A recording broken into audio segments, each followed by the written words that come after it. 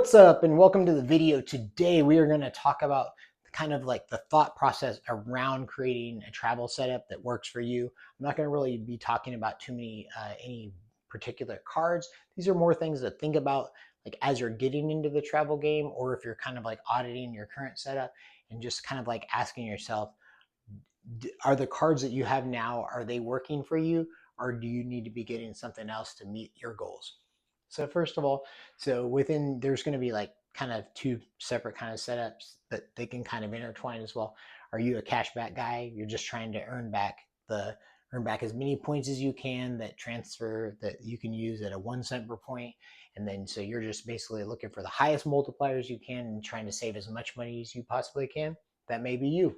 Or you may be wanting to create a travel setup, which can be a little more intense because you're going to need different kinds of cards that meet some of your different goals, whether you're getting your hotel, your airline cards, transferable currency, point systems, whether you're trying to get, you want to be in the Chase, American Express, Capital One, City, all these type things. And then what cards throughout their stable of cards do you need to meet your goals? So that's something that you need to think about. Another thing that's important to think about is what's your why? Why are you doing this? So you're going to be using these cards to for your everyday spend to earn. So then what are you going to do with those, and why are you doing the work to do this? Are you doing it to save money? Are you doing it to travel more when than you usually would, or maybe you wouldn't at all? Um, are you doing this for luxury experiences that you normally wouldn't be able to afford, or that you wouldn't be willing to pay for?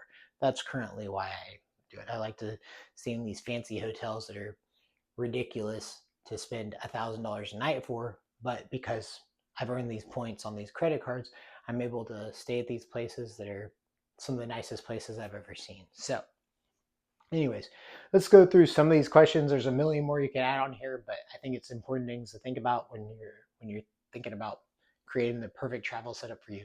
Where do you want to travel? Do you want to travel domestically, internationally?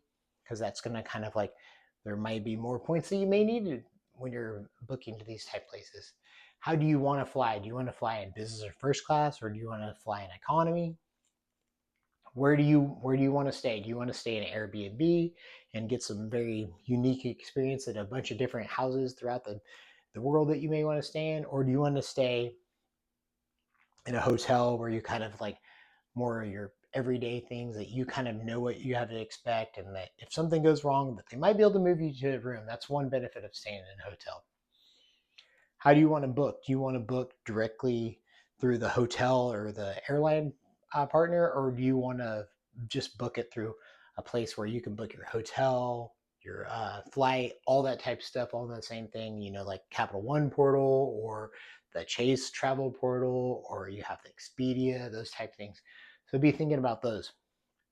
Uh, any preferred airline or hotel partners that you want to work with. These could decide whether you want to have a credit card with that partner, or whether the transferable currency that you're going to earn, you're going to want to earn it from um, a bank that holds that hotel or airlines cards as well. So if you're a Delta person, then you're probably going to want to be part of the American Express program because they have the Delta cards and their points, they can transfer them over to Delta directly. Do you care about the insurances or some of the luxury perks that come with credit cards? So, do you want lounge access? Do you care about trip interruption? Do you, if they lose your luggage, those type of things? Are those things are important to you? These things could matter because maybe you need to have some of those higher line travel cards that come with those protections, because nothing can ruin a trip more than an airline losing your bag, or a trip being delayed and then you're stuck sitting in the tarmac, or you're and they're not able to take you to a lounge or that type of stuff. So be thinking about that. Premium perks. Do you care about upgrades at hotels? Maybe them getting bumped from economy class on a jet up to a more premium seat, the free breakfast that you could get with some of these credit cards with these hotel chains, those type things. How much monthly spend do you have? So these are the realistic things that you need to ask yourself. So when you watch so many videos, you'll see people that are flying all over the world with their family, and while that works for them because they're able to spend hundreds of thousands of dollars a year through credit cards and earn tons of points, maybe us watching the video, maybe we're not able to earn that many points, and there's no problem with that. That's just life. But just being realistic. So how much monthly spend do you have, and how can you maximize that to meet your travel goals? Spending category. So you want to make sure that you have cards that are going to earn in the things that you spend on most, whether it's the grocery store, dining, streaming, utilities.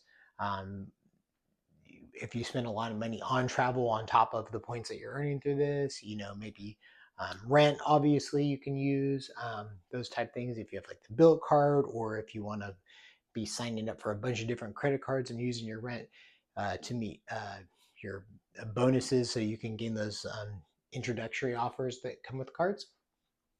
Um, and how much work are you willing to do when creating this setup? So many people talk about how they got 10 cents per point on this flight from, you know, from wherever they're at to Japan or that type of stuff.